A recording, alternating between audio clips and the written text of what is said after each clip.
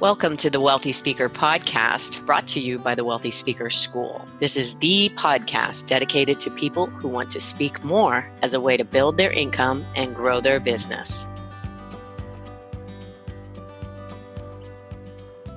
Well, welcome everyone to the Wealthy Speaker Show. I'm your host, Jane Atkinson, and today we have a special show because we're recording this about mid-March 2020. I'm not trying to keep this evergreen. I want to make sure that we bring you what you need in the moment that you need it. It's pretty chaotic all around us right now, but I think this show will be helpful for people no matter actually when you're listening, because we're going to talk about how to really prepare and thrive during difficult times. My special guest is an expert in chaos. Welcome to the show, Gerard Braud. How did you like that? How did you like that introduction? I've been called worse. You are an expert in chaos. Tell everybody what you do. Yeah, so I'm a crisis communications expert, and my specialty is helping organizations, companies communicate when there is a crisis, how to communicate with the media, how to communicate with your employees, how to communicate with your customers.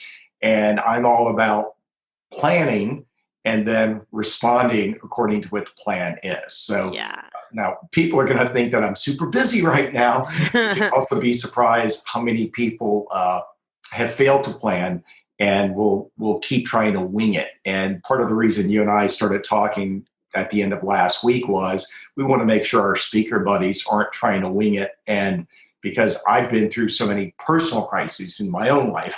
I don't just preach crises to people, I live it. You've lived it. And that really, no doubt it was all very much a planned strategy for Gerard to really understand crisis from the core. No, that is not the case. That is not the case. But you have actually lived not just one or two, but really several. Your biography is chock-a-block with crisis. Yeah. So walk us through, and there's so many things to unpack in what you just said. I keep thinking, the government could probably use some help right now with communication, but we won't go there. Okay, we're not here to talk about that necessarily, but let's talk about the things that you have been through and what we can, and we'll go in afterwards and we'll unpack to make sure that we can, help people with the lessons. It may be too late for this crisis to really help people, but I do believe that we can be of service going forward here. And we'll also give people a few ideas of what they can be doing right now.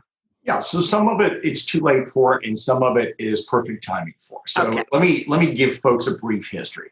So my first personal crisis was right at 16 years ago, 2004, February 28th. I had a strange pain in my side. Started driving home across the world's longest bridge. Ended up on the other side of the bridge in an ambulance, which took me to a hospital, and I didn't come out for 21 days. And home for 6 weeks, went back into the hospital for 15 more days, couldn't work for 6 months. I had a blood clot in a very weird location called the mesenteric artery, which is a big spider vein that feeds your intestines, and it killed 10 feet of my small intestines. So that's the high level view. But wow. I remember the doctor coming to my bedside and giving me some very sobering advice. He says, "Mr. Braud, I know you travel to train and to speak. And my advice to you is if you leave your house at any time for the next 6 months, you will die." And I thought, okay, that's very persuasive. That doctor. Talk about persuasive communication. Point received. And, okay. And wow. So I had my income come to zero. And it was so interesting because I remember being in the hospital and I had a media training job that I had to do on Monday. And I was supposed to be flying out on Sunday, and I was in a fetal position in the most excruciating pain you could ever imagine. And on the phone, calling a colleague, asking if they could pick up my media training job, which is a training course that I teach, and found somebody else to go pick that up for me. But I literally couldn't work for 6 months. And the only revenue that I had was because I was ill, the NSA Foundation was able to help me out, which has made me just forever grateful to NSA and to the foundation. Let's talk about the foundation for a minute, because actually they're going to be a part of your maybe not the next time of chaos, but the one after that. They have been. So if you are a member of either the Canadian Association of Professional Speakers or of the National Speakers Association, I am uncertain globally what the GSF has in place, but I do know that we on both sides of the border have funding. We do fundraisers every year. You all are doing great auctions, and I'm sure your fundraising has been stronger than it's ever been. And talk about what that foundation money is used for in times like this. Yeah. So in times like this, I don't know that that anyone would receive funds because of business interruption. That's not something that they cover. They do assist you in catastrophic illness. They do assist you in catastrophic natural disasters. So when there are fires in California, the foundation is there, and I serve on the foundation. When the tornadoes hit over in Nashville a couple of weeks ago, immediately word went out to people in that region. When the flooding hit Houston, immediately we let people know that if your home's destroyed, if your business is destroyed. So it's that massive destruction or catastrophic illness where it really comes in to play. And it's life-changing. After Hurricane Katrina, which happened in 2005, the next part of my interruption story, 1 year after I was sick, my business was literally just recovering, and I was just rebuilding the business when Hurricane Katrina hit. And the NSA Foundation raised $187,000. Well, I shouldn't say that the foundation was the core, but our members were writing massive checks, and $187,000 was raised just for New Orleans. And made a huge difference to a lot of people in our chapter. And I want to say that they had money in people's bank accounts almost before they could blink. That was really something that just I could cry thinking about it right now. Okay, so I just want to be clear, because you're on the board, that I'm really happy we're getting insider scoop. If your calendar was wiped out, let's say for March, April, May, and you are in dire financial situation, the NSA may not be a place for you to turn at this moment. Right. That's not a likely thing. Okay. And I'm not final word on this. This is not official word, but it's not a likely thing that the foundation would kick in on, because the foundation does expect, and NSA as a whole is starting to preach and teach a little bit more about financial planning.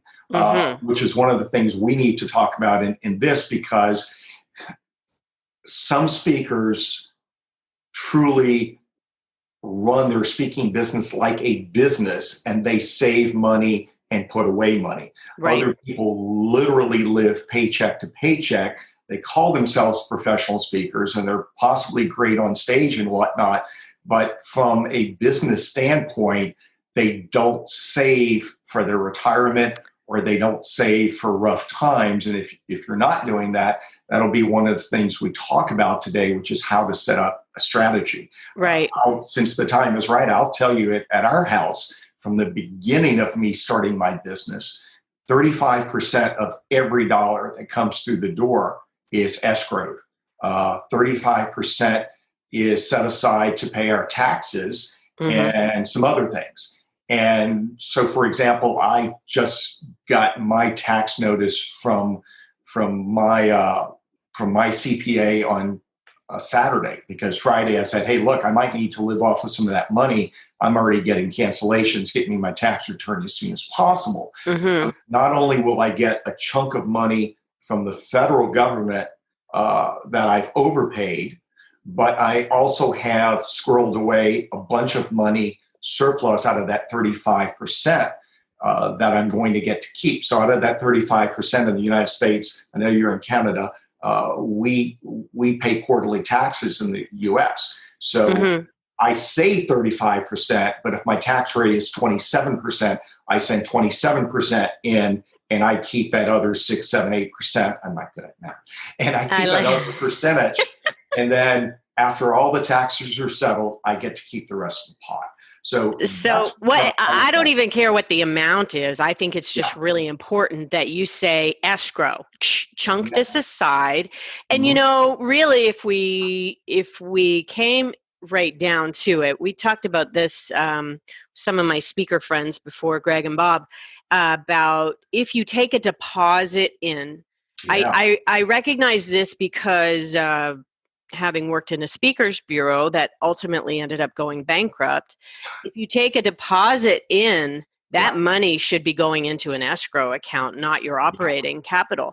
And so that's just something to think about. I know not a lot of people I'm still guilty of not doing that as well as I should. As am I. And so somebody said, well, Jane, if that's the case, then you should really be putting let's say somebody hires me for a year-long coaching program, I should be putting all of that money into the fund and taking it out as I coach them. And I don't have that kind of technical skill or discipline to do it, but I should be doing better at it. I would disagree, though, because if somebody has paid you for a year of coaching in advance and you're coaching them, that's fine. Now, if something happens to you and you can't finish the next 6 months of the year, some people are going to want their money back and others are going to let it fly.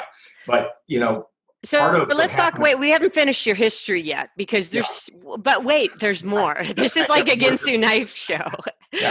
Okay, so first, actually, in order to even get into speaking, you got laid off from an amazing job and that led into this. Then you had a life-threatening illness. Then Hurricane Katrina hit, and there were speakers in your chapter whose houses literally floated down the street. I mean, we're not talking about, oh, well, you're a speaker, you can just pick up and operate anyway. Their house was gone. Everything was gone, and that was so incredibly devastating. Then 2008 hits, and like many speakers, the economic downturn. We saw an economic downturn and the economy shifted again into recession. And so you have had your share of hits, but luckily you had started to figure out your savings idea kind of after crisis number 2.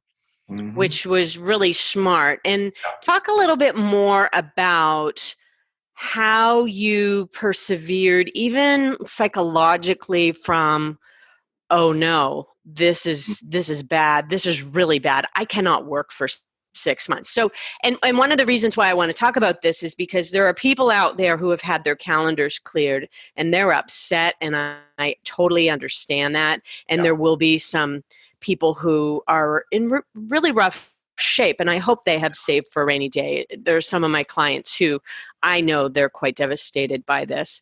But you persevered and you could not work for 6 entire months. How did you manage that mentally? Because the doctor told me I would die, that was my mental state, which is I'm going to do what I need to do. And when I did go back out on the road, it was very rough. I'd have to cancel flights because the pain was so bad, and I'd lay in hotel rooms sometimes for 48 hours before I could function again. So even going back after 6 months was very, very painful. But I'm a glass that's half full kind of guy. I'm an optimist. And so that's a blessing that's just my personality type. And every one of us needs to know what our personality types are. I believe in God. I have faith, and my religion, my faith helped me out a lot. Some people will have that. Some people won't have that. And each person has to decide what's right for them. But I also knew that I could start up a business at any point. I'm a lifelong entrepreneur. My first enterprise was when I was 5 years old, selling lizards that I would catch in my yard. I would sell them for 3 cents to a guy who would sell them for 5 cents to a local snake farm, a little tourist attraction on the side of the highway. So I'm a lifelong entrepreneur. I know I can go cut grass if I have to in order to feed myself. So Oh, that kind of belief that I can always restart the business. yeah. And so therefore my belief right now that I'm going to be okay is stronger than it was, but it's clearly a mental state that every one of your speakers and all of our speaker friends need to first get over the panic. And we'll talk about ways to get over the panic and ways to plan. But I think you had a follow-up question. Well, yes, I think it's such a good thing to talk about is in your mind, just mapping out worst case scenario. Yeah. So last Friday, I get on a plane just a couple of days ago, and I'm going to Dallas for a conference. And I'm nervous because we're in the throes of this now, and I'm thinking I'm going to get quarantined in Dallas. And so what I actually just thought through was worst case scenario.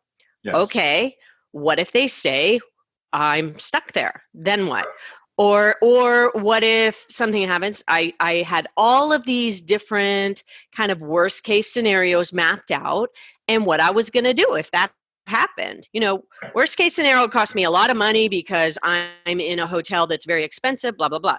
Next stage down, I go to an Airbnb. Next stage down, I drive home to Canada. Next stage down, like I had kind of everything plotted out. And don't you think it makes you feel a little bit better? If at the other end is death, right, which in your situation it could be, because of you traveling, but coronavirus, for the majority of us right now, we're not going to die from it unless we're compromised in our lungs or what have you, or we're a senior. The worst case scenario is that we are locking down inside our house for a period of time. Yeah. And that our calendar is clean. That is a pretty bad worst case scenario. So right. Let's just talk about how to get past the panic. Yeah.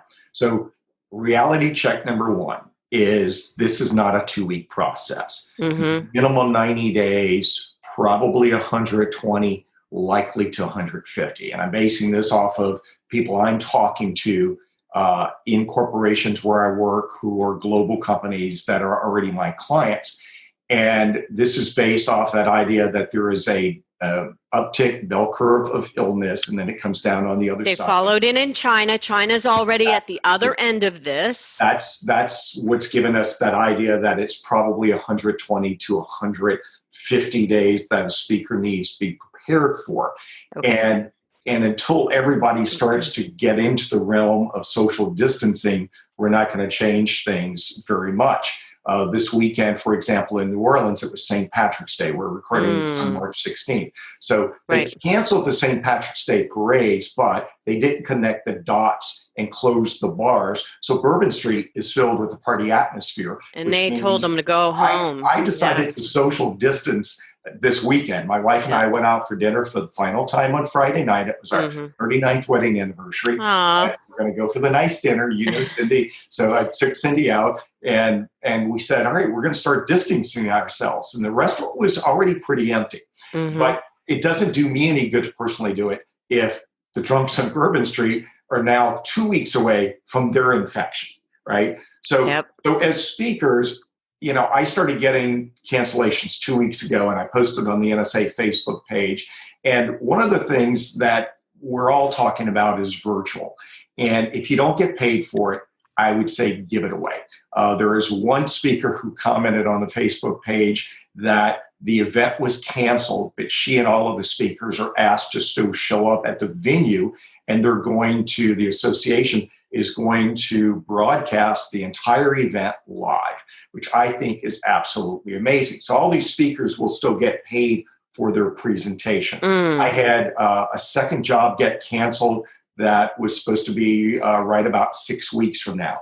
And they relocated it to September and even asked me, do you think September is long enough? And I went, that should be just about perfect. But I said, in the meantime, let's do a webinar immediately. I'm not even discussing money with them because the information that I was going to convey to that audience about crisis communication is more timely now than ever before. So we all write a lot of content and do a lot of social media content, blogging, videos. Just keep doing those, maybe do more of them. and give away more information. I've never ever seen anybody in life who gives away who doesn't get more back. It's just karma of the universe or your faith in God or whatever spirituality you believe in. I love that. Maybe it's just the reality. What goes out. Stay in the mode.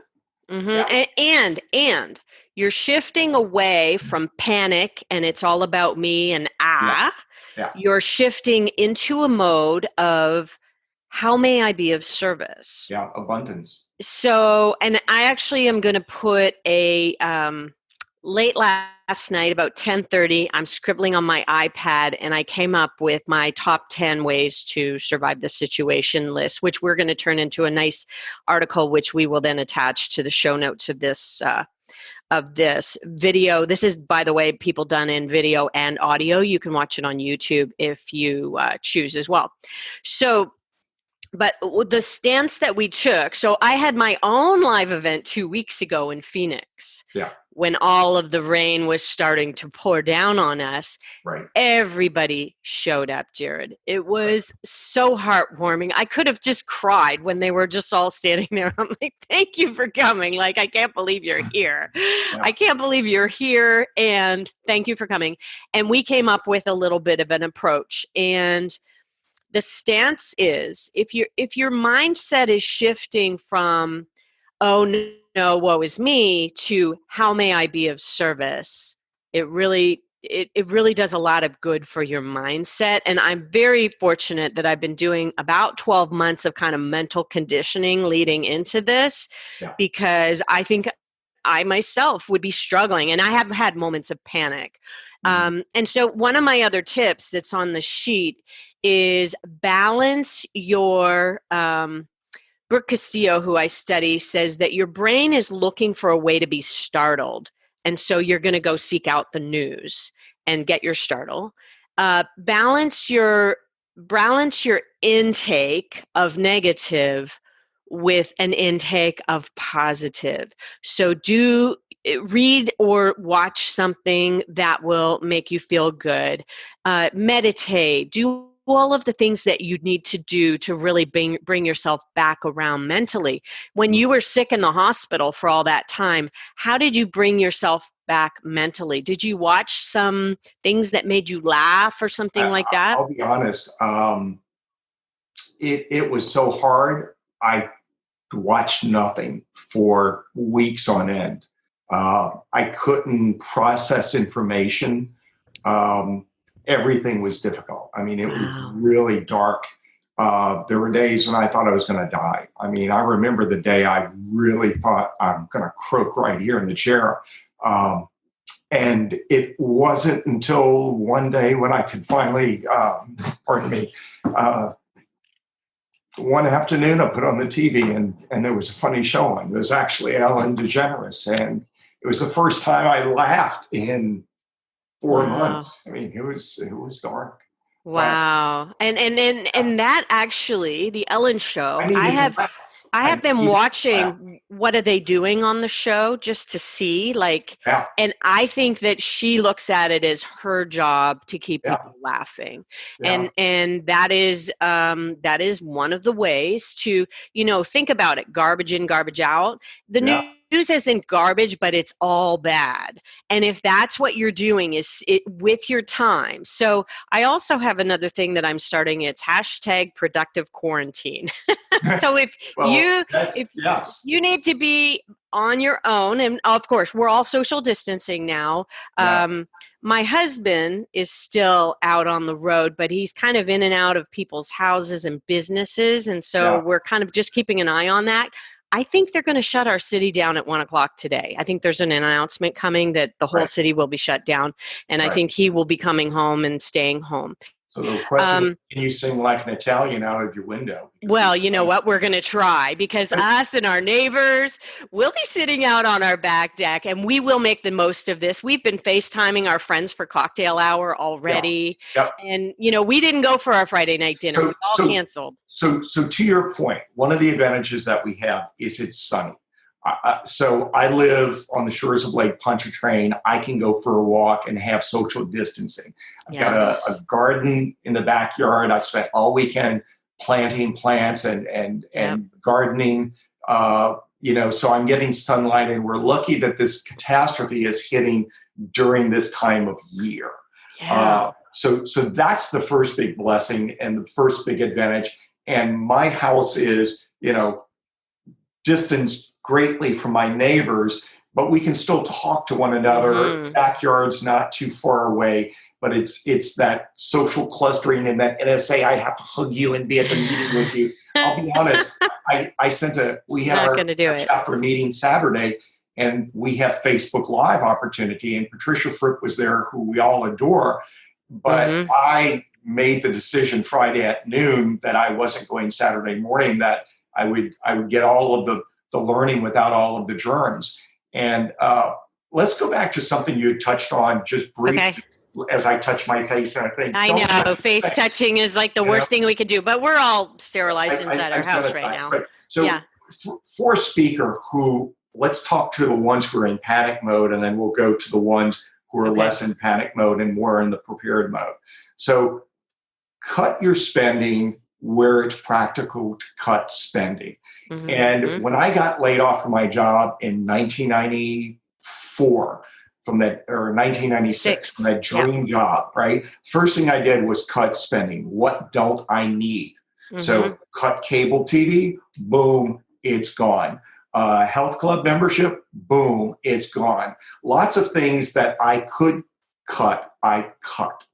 I did the very same thing in 2004 when I was sick. I made a point, I had no choice after 2005, after Katrina. In 2008, I tried to cut less because I had already started saving more, because I feel a certain personal responsibility to keep the economy alive. I'm not going to do it by myself. Yep. But this morning I canceled. We have a lady who comes in once a month to help with the deep cleaning of our house. We clean our house on a regular basis, but she comes in, but she's an elderly person.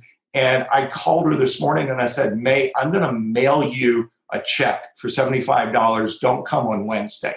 Yeah.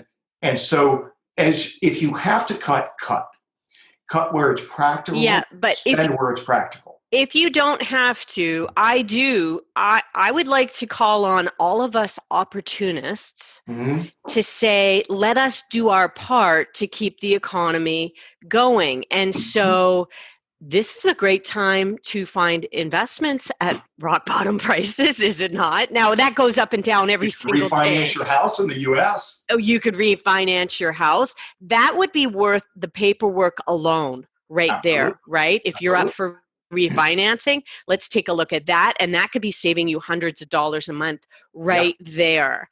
Yeah. So I would say that my goal is for everybody to go, okay, let's not just shut everything down, because that will indeed tend to move us into the recession even more quickly. Right. So let me just ask you a quick kind of crisis question. Based on your research, and you're a pretty smart guy, and I know you keep your ear to the ground, do you think that the warm weather is going to help this situation like it would with the normal flu? No. What have you heard about that? So what people don't realize is flu is seasonal. So, for example, our oldest daughter, Elizabeth, lived in New Zealand for 6 years. She just moved back to the States. But, it was summer when we had winter and vice versa. She didn't have flu when we had flu at home. It's different in pandemic than it is for flu. So if you're watching some newscast or reading a friend's post on social media that says, why are we so worried about this? H1N1 kills 200,000 people a year. It does. But we don't know this flu yet and how this flu will react. But this flu is already spreading in warmer climates right now. Right. We are already in 80-degree temperatures and is blowing up here. Okay. So from a practical standpoint, according to the experts, because this is Northern Hemisphere and Southern Hemisphere, as well as the circumference of the globe, that makes it a pandemic. And unlike flu that tends to fester one way, this one festers a different way. The contagion is different. And then the fact that it attacks your lungs and leads to a pneumonia type situation is very different than some of the other flus. So to that extent, it's different. It's not apples to apples. You can't compare one to the other. All right. All right. When you said your 150 days, I was hoping that would be a factor in it. Okay, so Summer's not a factor of anything other than the fact that you're lucky you can get out of your house and it's not snowing. And also, most speakers probably didn't have a packed June, July, and August to begin with. The real months that are probably feeling it so brutally. Yeah. But most of our clients, I think what we're seeing a lot of is postponements rather than straight up cancellations. Would you agree with that and what you're seeing from NSA as well? Yeah, which allows you to keep those deposits that you were sitting on. Right, and we're moving them forward. And in the meantime, how may I be of service? I also see this as an opportunity for you to go back to all of your clients with that attitude of service. Yeah, what can I do for you? What can I do for you? Especially you. I mean, you speak on crisis communication, and there are a lot of companies out there who are doing a poor job of it right now. So I would think that Gerard could turn around, go back to all of the clients that he's spoken for, let's say over the past 5 years, and just check in. Not, hey, have you got any business from me? I think the stance is, hey, this is a hard time. How are you doing? Absolutely. And if you're saying, I'm here, I can be of service if you need me, then I think that would just be a nice gesture. And I don't think that anybody would look poorly on, hey, how you doing? I agree with you. I think another thing that speakers should be prepared to do that I learned to do in my downtime is to retool the business. So many of us run businesses where you pray for the next speaking job, and then that marketing flywheel starts turning, and then you get so busy, you lose the marketing, and then the flywheel doesn't keep turning, and 6 months from now, you have a downturn because you're so busy out working. Yep. And it's very hard to run a speaking business. What's really bizarre about what we all do for a living is we love to speak, yet that is a small fraction of our job, unless you're the super wealthy speakers who are booked completely by bureaus, which I'm not. I'm a specialty speaker. Any organization that hires me or considers me will replace me with a legislative update on coal before I ever actually get on stage. So I don't lose to Mark Schurenbrock. I lose to coal legislative update. It's like, no, why did I pick the worst niche in the world? That said, part of what we've got the ability to be doing right now is retooling our business. So one of the things that I did during my recuperation in 2004 is I had one of the products I do for people is I write a written crisis communication plan. Right. And that could take collaboration. I make fun of the word collaboration because I hate collaboration, right? I'm a loner. But it would take a year to year and a half for the corporate people to all touch it and get consensus. And maybe I'd make $50,000, but I had one of those in process. And I had the final step and the final $5,000 of payment when a new vice president came in and said, we're going in a different direction. After a year and a half of work, she voided our contract with this company and stiffed me for $5,000, which I desperately needed. And I went, never again. We're getting rid of this. So here's how I retooled my business. I took all of the plans I'd ever written, from the United States Army to the Internal Revenue Service, some really blue chip clients. And in that downtime, I opened up all these computer files and I wrote down everything that was consistent from organization to organization. And I turned it into a 60-page template. And then the other part of that is news releases. I have a library of news releases that I provide to clients. And what I did was create a 2-day workshop for less money, with the idea that instead of you paying me $50,000 for a year's worth of work, we will do this in 2 days. And I think I initially started out at $2,500 for the 2 days. It's now, that's 16 years ago. So now it's about $10,000 for 2 days. But it's that idea that in 2 days, we finish this. And I can sell 5 for 10,000 instead of 1 for 50,000. And that was the business model that I adopted, which has really served me well going forward.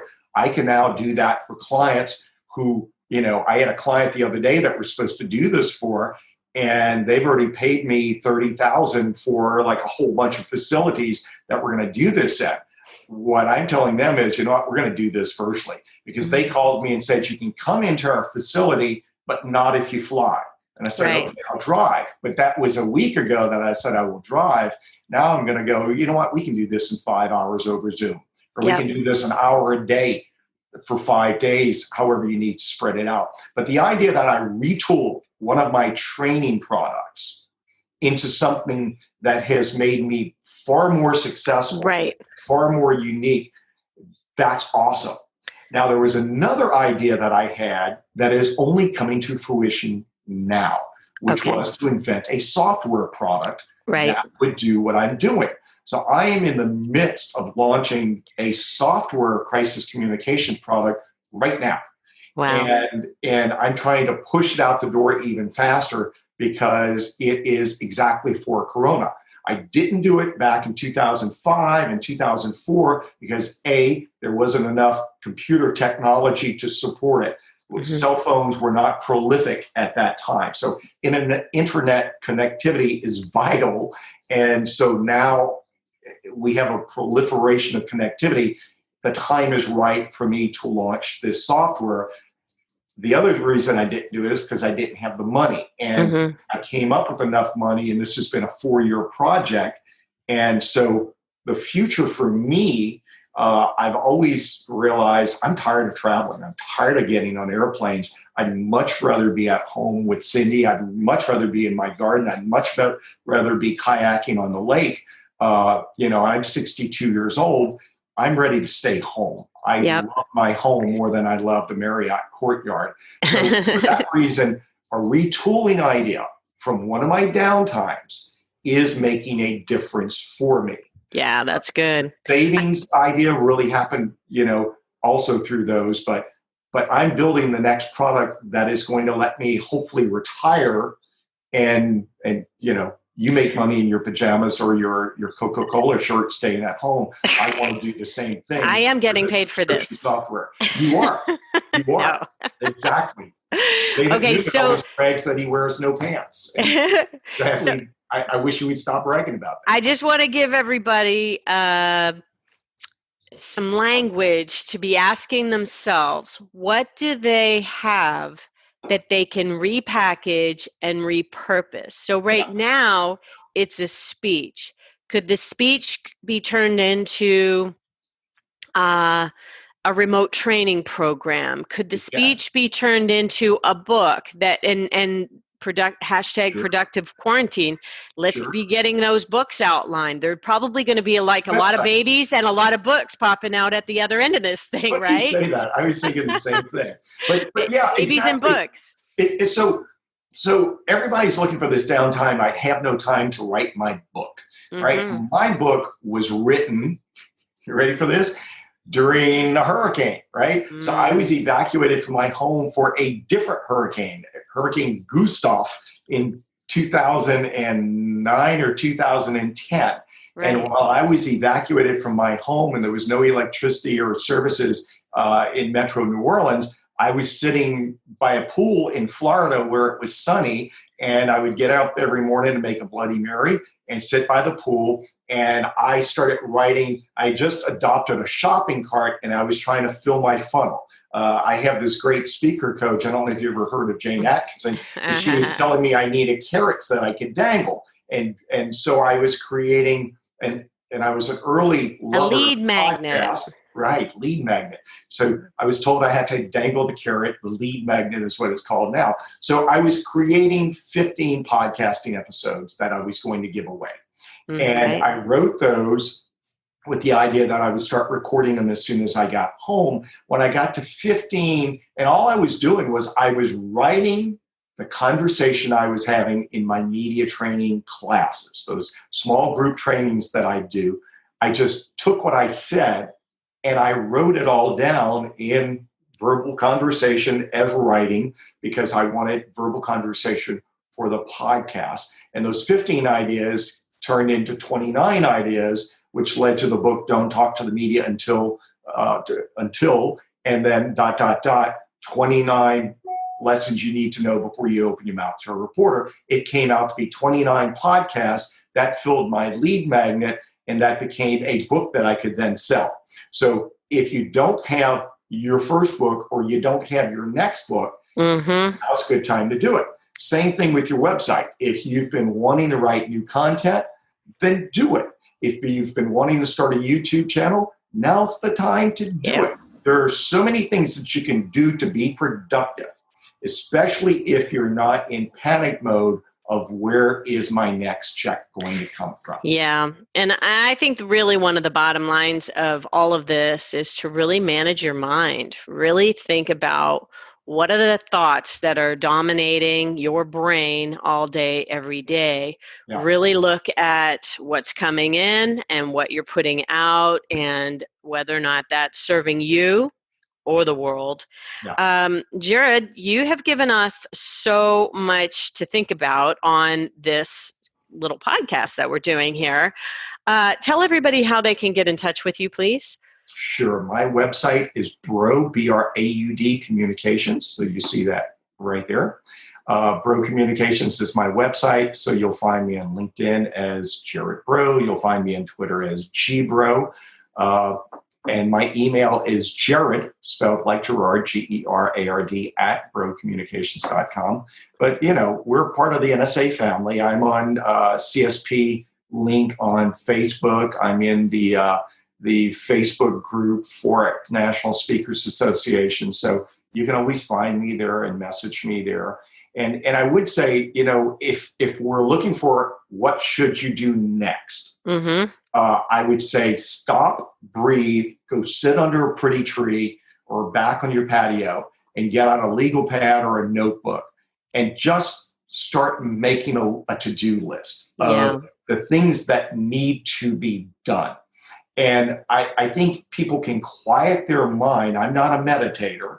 The way I quiet my mind is to put it on paper. I like that. And if you start finding that you're waking up in the middle of the night and you can't go back to sleep, keep a notepad by your bedside. It's been very useful for me over the years that if I wake up with an idea, I write it down. Or if I'm stressed about something, I write it down on a piece of paper.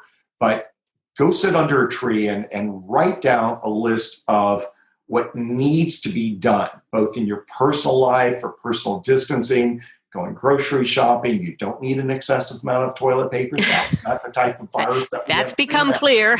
that's not the type of virus that we need. But make a list of the things that you can do.